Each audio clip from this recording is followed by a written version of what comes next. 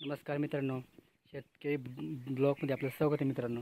तर आपण आलो शेतामध्ये तर कोथिंबीर आपलं काढायचं काम चालू आहे मित्रांनो. पण आपल्याला असं ऊन तापलेलं आहे, एवढं कडक ऊन तापलेलं असल्यामुळे तर आपल्याला लागले मित्रांनो ताण लागल्यामुळे आपण आलो आहे विहिरी पाणी काढण्यासाठी. त्या पाणी वगैरे काढलं आहे. बघा तुम्ही इथं बादली वगैरे आहे, बादली एक ड्रम आहे ते भरून घेतलेलं आहे मस्तपैकी पाणी.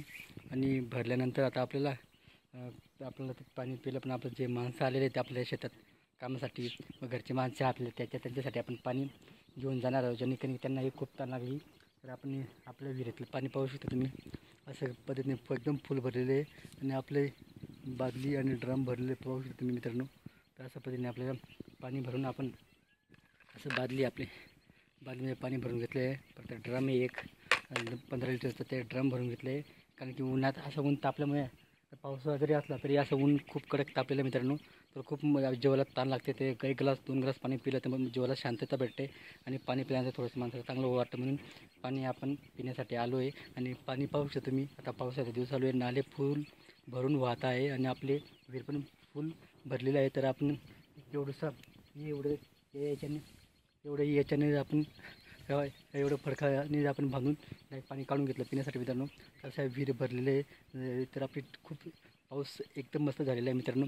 तर आपला हा जो हिवाळी जो सीझन आहे तो खूप आरामात जाणार आहे. आपले गहू असो किंवा हरभरा असो, ते काय असं एकदम आरामात आपला सीझन पार होणार आहे. कारण की आता आपली हिरा अशी भरली तर समजून घ्यायचं की आपलं येणार होतं पुढचं पीक आहे, जे गहू असेल किंवा हरभरा असेल, जे त्याचे आपण भाजीपाला करतो. पण भाजीपाला असं आपण इथं करत नाही.